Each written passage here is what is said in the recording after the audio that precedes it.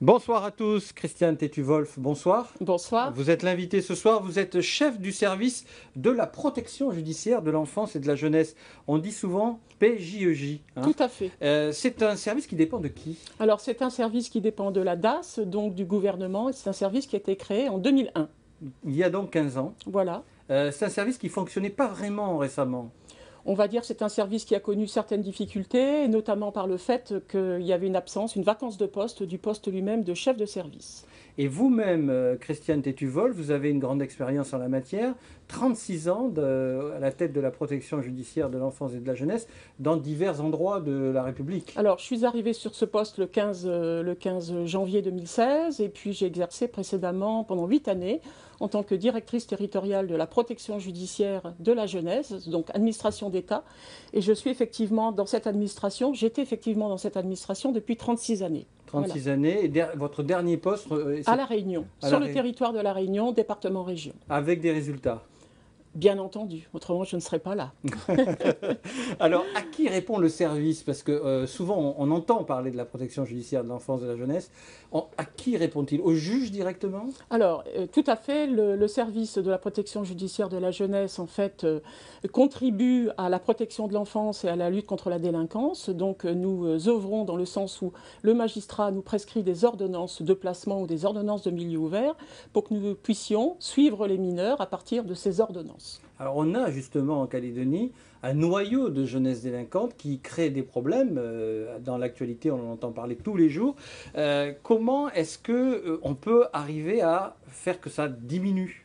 Alors nous avons plusieurs établissements et services qui correspondent aux besoins du territoire. Alors je peux vous les citer brièvement. Nous avons d'abord un foyer d'accueil d'urgence et d'orientation qui se situe à Nouville. Ce foyer d'accueil d'urgence et d'orientation en fait accueille les jeunes sur décision judiciaire pour 3 mois. Dans ce laps de temps, l'équipe éducative pluridisciplinaire fait un travail d'évaluation de la situation du jeune et de sa problématique. Et à l'issue de ces 3 mois, le jeune est réorienté. Soit il est en capacité de retourner dans sa famille puisque la situation s'est calmée et la famille nous donne toutes les garanties, ou alors ce jeune est confié dans un autre établissement. C'est-à-dire qu'on va le rescolariser ensuite, on va alors, le remotiver. Dans ce foyer d'accueil d'urgence et d'orientation, c'est un foyer c'est un petit peu un sas d'orientation où on fait un bilan complet autour du jeune. Mais nous avons aussi en complément donc un foyer d'accueil, un foyer d'action éducative qui se situe à Nouville, on l'appelle FAEN, qui ce foyer donc accueille des jeunes en grande difficulté sur décision judiciaire aussi. Mais en ce qui concerne des jeunes qui sont plus scolarisés, remobilisation scolaire. Voilà, donc l'axe fort est autour de la remobilisation scolaire. Donc ces jeunes sont confiés aussi par décision judiciaire. Et nous avons aussi un 3e foyer d'action éducative qui se situe à Païta, mais sur un créneau d'âge différent qui concerne des 16-18 ans. Et là, ce sont des jeunes qui sont accueillis avec un objectif d'insertion sociale et professionnelle. Vous dites des jeunes, Madame Tétu-Wolf, combien de jeunes? Alors, pour l'année, les capacités des établissements, voilà. Alors sur le foyer de Païta et le foyer de Nouville, c'est 15 jeunes en effectif.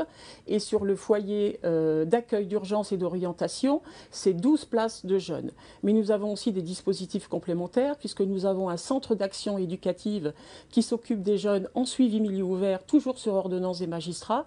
Et ce service de milieu ouvert s'occupe aussi des jeunes qui sont en détention. Alors justement, le milieu carcéral, vous-même, vous avez visité le camp Est? Bien sûr, oui, oui. Et donc vous agissez aussi dans le milieu? Nous avons le centre d'action éducative justement auquel je faisais référence, travaille aussi à une équipe avec 2 agents qui travaillent à demeure au sein du camp Est dans l'objectif de préparer la sortie du jeune et dans un objectif de réinsertion. Et travailler aussi sur l'acte commis, bien entendu. Alors on l'a bien compris, il y a beaucoup d'outils finalement qui sont à la disposition. Alors, je n'ai pas fini au niveau des outils, donc je vais peut-être finir un petit peu de vous parler de ce panel de disponibilité.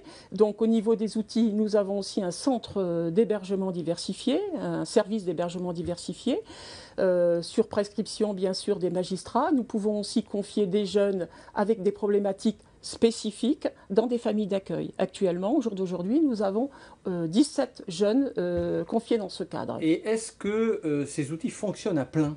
Alors, c'est juste, ces outils on va bientôt terminer, ne fonctionnent pas, on va dire, à plein.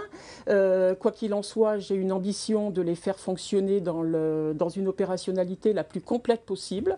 Il me faut maintenant remettre et me laisser le temps de remettre un petit peu de cadre et puis aussi d'engager des procédures de travail et d'impulser des orientations. Voilà, c'est là mon principal objectif. On est très motivés, on ne baisse pas les bras.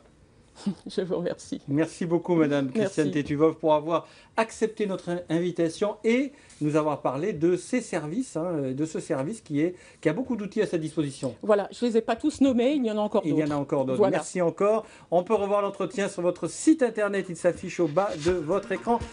Dans quelques minutes, votre journal local et régional. L'info continue, retrouvez-nous à 19h30.